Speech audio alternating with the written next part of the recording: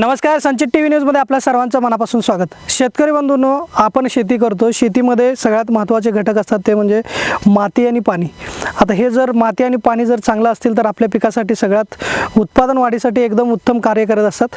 आणि दुसरी गोष्ट म्हणजे आपण नवीन प्लॉट तयार करत असतो, नवीन शेती तयार करत असतो किंवा नवीन पिकं आपण बदल करत असतो। अशा वेळी येणाऱ्या पिकासाठी किंवा आपण जे पीक घेणार आहे, लागवड करणार, त्या पिकासाठी आपल्या शेतातील जी माती आहे किंवा जे पाणी आहे त्याच्यामध्ये असणारे जे काय मूलभूत अन्नद्रव्य असणार आहेत, जे घटक असणार आहेत, ते त्या पिकासाठी किती महत्त्वाचे आहेत, किती घटक फायद्याचे आहेत हे बघण्यासाठी आपल्याला वेळोवेळी माती परीक्षण आणि पाणी परीक्षण करणं अत्यंत गरजेचं असतं। मग अशा वेळी आपण एखाद्या ॲग्री लॅबमध्ये जात असतो।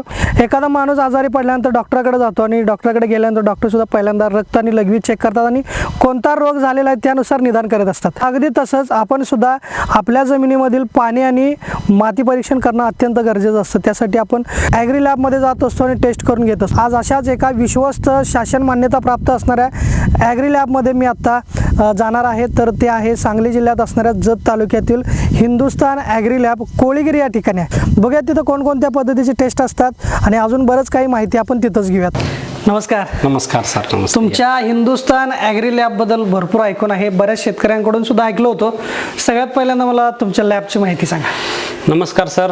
प्रथमतः आपल्या हिंदुस्थान ॲग्री लॅब कोळगिरीमध्ये आपलं सहर्ष स्वागत आहे सर। धन्यवाद। नमस्कार। आपली लॅब ही हिंदुस्थान ॲग्री लॅब ही 2022 पासून आपल्या कोळगिरीमध्ये चालू आहे सर।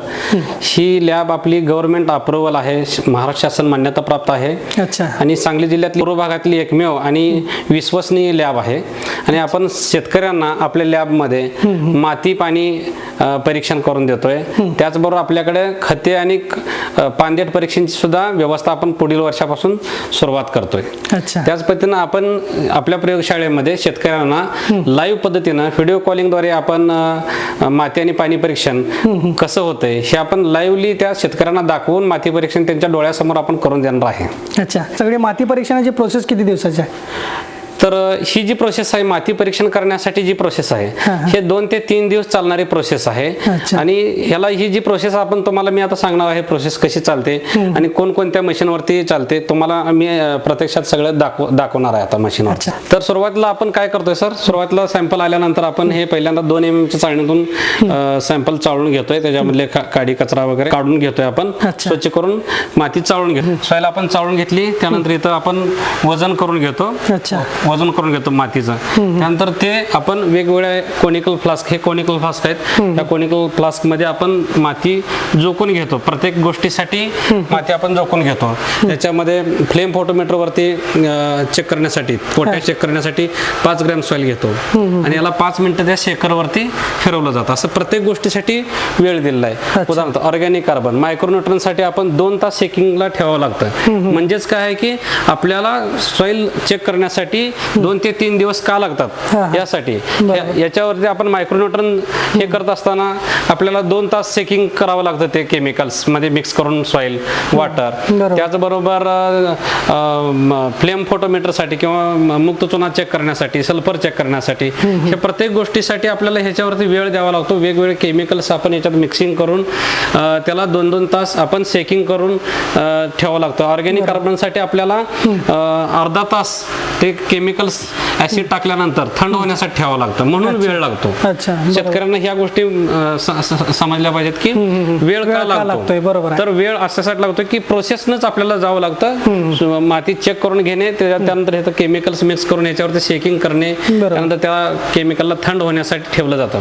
त्यानंतर इथून हे गोष्टी शेकिंग झाल्यानंतर परत आपण ह्याच्यामध्ये फिल्टर पेपरद्वारे अशा पद्धतीनं आपण ह्याच्यामध्ये ते द्रावण याच्यामध्ये टाकून याच्यामध्ये एक सोल्युशन काढलं जातं, त्याचा आर्क काढला जातो आणि तो आर्क आपण तिथं ट्रायट्रेशनला वापरला जातो। आणि मायक्रोनचं जे आहे ते AS मशीनला, वेगवेगळ्या मशीनला इथून जे काय आपलं ॲलिक्वाट निघतं तर ते आपण चेक करण्यासाठी वापरलं जातो। त्यानंतर आपण ह्या मशीनवरती EC चेक केला जातो, माती आणि पाण्याचा EC चेक केला जातो।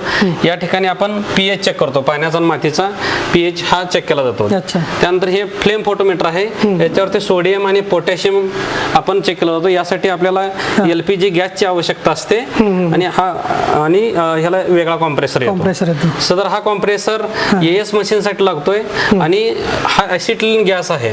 हा आपण मायक्रोन चेक करण्यासाठी लागतो. मायक्रोस्कोप ह्याच्यावरती आपण मातीमध्ये नेमॅटोडचं प्रमाण किती आहे, जे डाळिंबावरती मुळ्यावरती गाठी ज्या यायला लागलेत शेतकऱ्यांच्या मुळाच्या डाळिंबाच्या मुळावरती ज्या गाठी आहेत त्या गाठी नेमॅटोडमुळे येतात, तर ते किती प्रमाणात नेमॅटोड आहेत हे ह्या मशीनद्वारे आपल्याला चेक करता येतं. त्याचबरोबर आपल्याला माती पाणी परीक्षण किंवा केमिकल्स जे काही हे आहेत ते कोरडे करण्यासाठी त्यानंतर पानं वाळवण्यासाठी याचा वापर केला जातो आपण.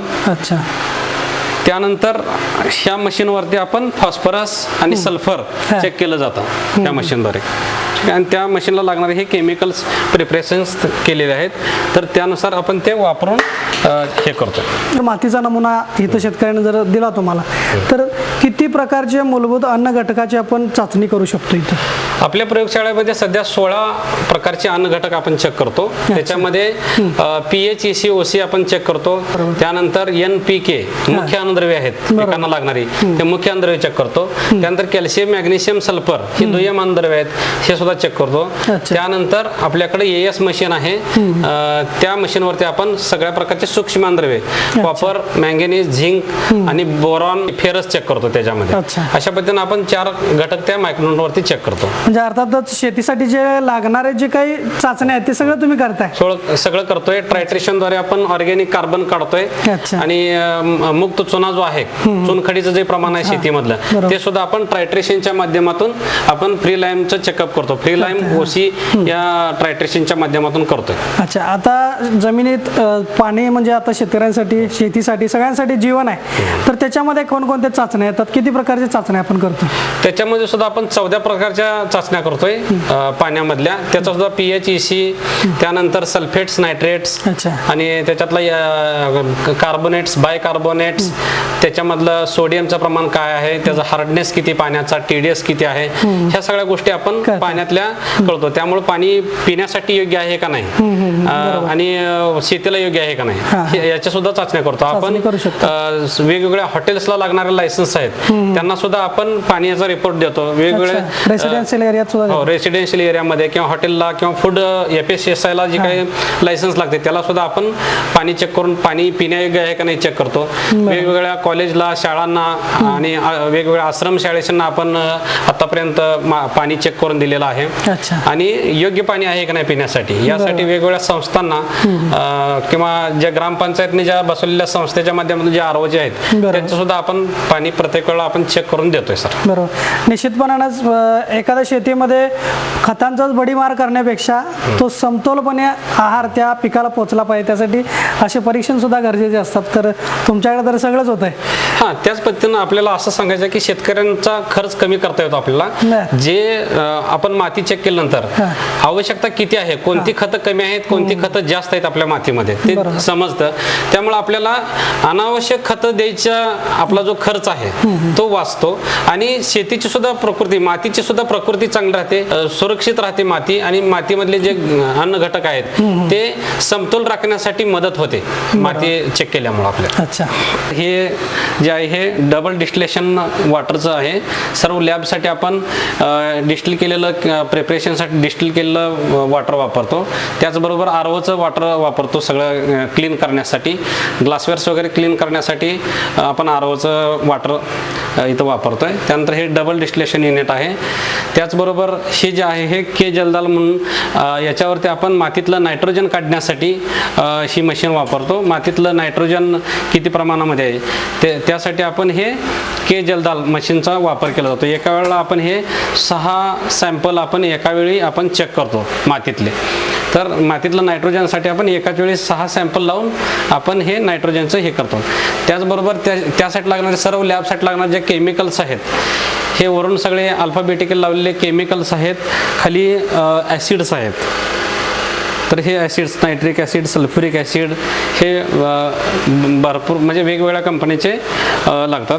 त्याचबरोबर आपण चांगल्या क्वालिटीचं आपण H2SO4 सल्फ्युरिक ॲसिड वापरतोय. तर बराच वेळ आपण माहिती उभारून घेता, आपण बसून अजून तुम्हाला भरपूर माहिती द्यायची आहे आपल्याला. तर शेतकरी बंधूंनो, आता आपण लॅबमध्ये चालणारे वेगवेगळे अद्ययावत जी मशीन आहेत ते आपण बघितलेले आहेत. इथं कोणकोणत्या पद्धतीचे टेस्ट होतात ते पण आपण बघितलेलं आहे. त्याच्यात कोणकोणते घटक येतात म्हणजे A to Z माहिती आपण लॅबबद्दल घेतलेलं आहे, लॅबच्या कामाबद्दल घेतलेलं आहे. पण साहेब मला एक गोष्ट सांगा, आता तुम्ही सुरुवातीला म्हणलात की हे शासन मान्यता प्राप्त आहे, तर मग नेमकं काय काय आहेत म्हणजे जे काही कायदेशीर बाबी आहेत त्या ह्या लॅबच्या संदर्भात काय सांगाल? तर प्रथम तर तुम्हाला जी मी शासनमान्य लॅब आहे म्हणतोय ना, तर त्यासाठी आपल्याकडं जे लायसन आहे ते आपण हे आपल्याकडं गव्हर्नमेंटची विभागीय लेवलची लायसन आहे आपल्याकडे. कृषी विभाग मान्यता प्राप्त महाराष्ट्र शासनाची नोंदणी प्रमाणपत्र आहे. अच्छा. त्याचबरोबर गव्हर्नमेंटनं सांगितल्याप्रमाणे आम्ही प्रयोगशाळेचे जे काही रिपोर्ट देतो ते अशा पद्धतीनं सॉइलचा रिपोर्ट आहे हा, याच्यावरती गव्हर्नमेंटचा शिक्का आहे आणि 16 घटक आपण चेक करून देतो. त्याचबरोबर पाण्याचे सुद्धा त्याच पद्धतीनं आहे, 14 अन्न घटक आपण चेक करून देतो, हे शासनाच्या नियमाप्रमाणे. अच्छा. त्याचबरोबर शासनानं जे काही सांगितलेलं असतात त्यानुसार जे काही रजिस्टर्स लागतात, शासनाने एवढे 20-25 प्रकारचे रजिस्टर मेंटेन करायला लागतात आपल्याला. अच्छा. तर याच्यामध्ये सगळे प्रकारचे हे PHEC ह्याचे जे रिडिंग येतात की ह्या सगळ्या नोंदवही आपल्याला ठेवावे लागतात. त्यानंतर जे शेतकऱ्यांची जे आवक होते ते त्यांच्या आवक झालेले हे रजिस्टर नावं, त्यांचं गट नंबर वगैरे ह्या सगळ्या गोष्टी माहिती अशा पद्धतीनं आपण 23 प्रकारचे रजिस्टर आपण तिथं मेंटेन करतो. तर शासन आणि वेळोवेळी शासन आमच्याकडे इन्स्पेक्शन करतं. वर्षातून खरीपला ज्यावेळेला गव्हर्नमेंटचे बी आमच्याकडे सॅम्पल ज्यावेळेला येतात त्यावेळेला गव्हर्नमेंटनं दिलेले सॅम्पल देत असताना खरीपच्या अगोदर एकदा इन्स्पेक्शन होतं आणि रब्बीचे सॅम्पल देत असताना त्याच्या अगोदर एकदा आमच्या लॅबचं इन्स्पेक्शन होतं. सगळ्या मशिनरी अद्ययावत आहेत का, चालू आहेत का, आणि भरपूर म्हणजे स्टाफ आहे का पुरेसा आणि क्वालिफाईड आहेत का लोक, ह्या सगळ्या गोष्टी चेक केल्या जातात. आणि आमचे सगळे सर्टिफिकेट्स वगैरे मी स्वतः हे माझं महात्मा फुले कृषी विद्यापीठाचं सर्टिफिकेट आहे जे ट्रेनिंग घेतलेलं आहे आणि त्या पद्धतीनंच आपण चेक करतो. आणि हे विद्यापीठानं आम्हाला जे काही मार्गदर्शन आहे विद्यापीठाचं ते सगळे हे PhD झालेले हे डॉक्टर आहेत, यांच्या समोर बसून आम्ही माहिती घेतलेली आहे. आणि त्यांच्या प्रोसेसनुसार जे विद्यापीठ जे काही प्रोसेस फॉलो करतं तर त्या विद्यापीठाची प्रोसेस आपण फॉलो करतोय.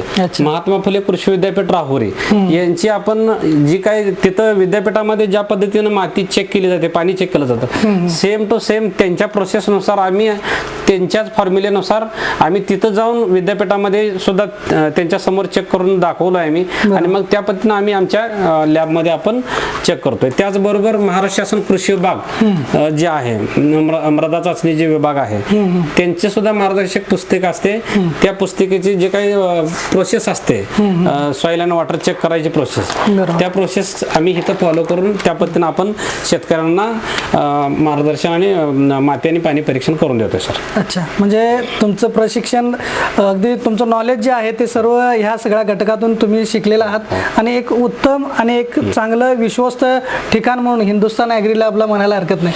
नक्की सर, गव्हर्नमेंट ज्यावेळेला आम्हाला लायसन देतं त्यावेळेला ह्या सगळ्या गोष्टींची खातरजमा करूनच आम्हाला लायसन्स देत असतं. वेळोवेळी केव्हाही आमचे इन्स्पेक्शन होत असतात आणि आम्ही शेतकऱ्यांना खात्रीशीर माती पाणी परीक्षण करून देण्यासाठी आम्ही 1 जानेवारी पासून आम्ही शेतकऱ्यांना लाईव्ह माती पाणी परीक्षण म्हणजेच त्यांना व्हिडिओ कॉलिंग केल्यानंतर त्यांना सॅम्पल कशा पद्धतीने त्यांचे चेक करायला लागले आणि कोणत्या मशीनवरती चेक करत आहोत, त्याचे रिडिंग काय येत आहेत हे डायरेक्टली शेतकऱ्यांना दिसेल अशा पद्धतीने आम्ही त्याची व्यवस्था करणार आहे सर. अरे वा, म्हणजे एकदम पारदर्शक जे चाललंय जसं आहे तसं त्यांच्या डोळ्यासमोर त्यांचे परीक्षण करून तुम्ही एक उत्तम पद्धतीने सर्व्हिस द्यायचं काम करणार. हो, त्याच पद्धतीने सर जे काय फूडच्या लायसन्ससाठी लागणारे जे लायसन्स आहेत त्याला सुद्धा आपण पिण्याजोगे पाणी योग्य आहे का नाही यासाठी आपण वेगवेगळ्या हॉटेल्सला, त्यानंतर संस्थांना, वसतिगृहांना, त्यानंतर शाळांना आणि ग्रामपंचायतना ह्या सगळ्या शासन स्तरावरती आम्ही सर्वांना